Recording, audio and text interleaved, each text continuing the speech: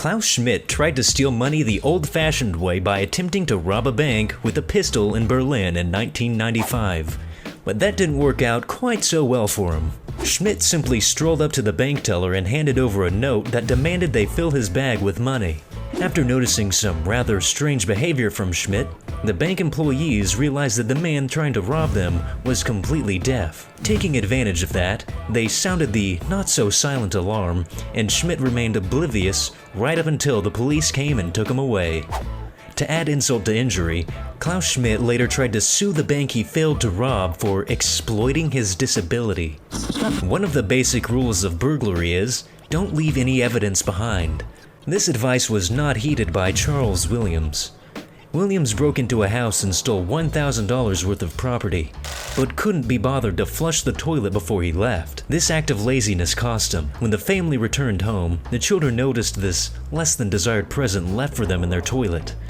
Although the family flushed the toilet before police arrived, the police were able to get a DNA sample from some toilet paper that Williams was just too lazy to put in the toilet, and he was promptly arrested. Disguises for robberies can be made from easy-to-access apparel, such as ski masks. But what if you don't have those things on hand? Heaven forbid you drive to the local convenience store and pick some up. Instead, Matthew McNally and Joey Miller didn't have time for that, so they used what they had available: magic marker. McNally and Miller lazily scribbled magic marker over their faces and called it good enough before they broke into a stranger's apartment. The two quickly realized the downside of their lazy disguise: that magic marker couldn't be easily rubbed off. The marker-covered pair was not difficult to spot by the police, and they quickly ended up behind bars. Our next lazy criminal had put in a hard day's work of burglary and just needed to relax. Deon Davis grabbed a bag of jewelry from his victim's house, but before leaving, he was enticed by the victim's incredibly comfortable-looking bed. Davis passed out on the bed with his stolen goods kept safely beside him. A heavy sleeper, he didn't wake up to the maid discovering him or the sound of police officers snapping photos of the crime scene. A typical question lazy criminals ask themselves is, why do something more than once when you don't have to? Texas resident Charles Ray Fuller asked himself this question before trying to cash a bogus check. If he had cashed a check for $100, he would just have to do it again and again. Nobody wants to go through with all of that, not for free money.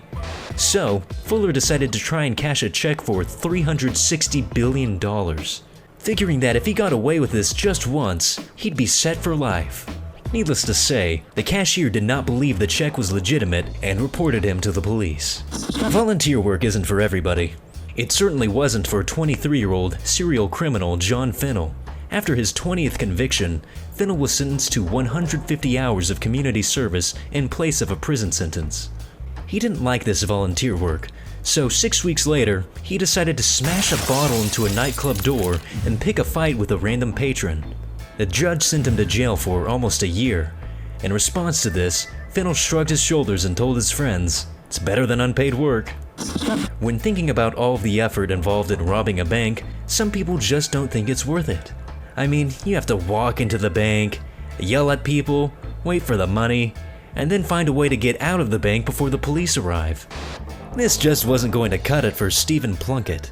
Plunkett decided to take a very American-minded, convenience approach toward robbing a bank and simply took the drive-thru.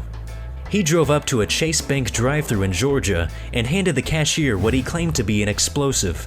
Instead, the cashier just closed the service window and Plunkett drove away empty-handed. Taking the bank robbing laziness a step further, who wants to spend all that time waiting for the tellers to round up the money? Albert Bailey decided that it would be most efficient to call up the bank and rob them over the phone. Bailey called a local bank and told them to have $100,000 waiting for someone he's sending to pick it up. Bailey was so lazy that he didn't even head over to the bank he just robbed over the telephone, and instead, he paid a delivery boy to pick up the money. After what was presumably a very strange phone call, the employees of the bank immediately informed the police. After officers followed a 16-year-old delivery boy straight to Bailey, who was waiting in a condominium parking lot, they promptly arrested him. Feeling that walking around and asking people if they wanted to buy drugs was too much of a hassle, 14-year-old Shaquille McKinney decided to take a play from the telemarketing playbook. He began cold calling houses and asking them if they were interested in buying drugs. Unfortunately for him, one of his cold calls went straight to a police officer's house. The officer agreed to meet him in a nearby parking lot and arrested him. This distaste for walking was shared with our final lazy criminal. Just released from jail, 21-year-old Frank Singleton realized that he didn't have a ride home. So, he walked straight to the jail parking lot and tried to carjack a woman getting into her car. Unfortunately for him, he chose a car with a stick shift, which he was unable to drive.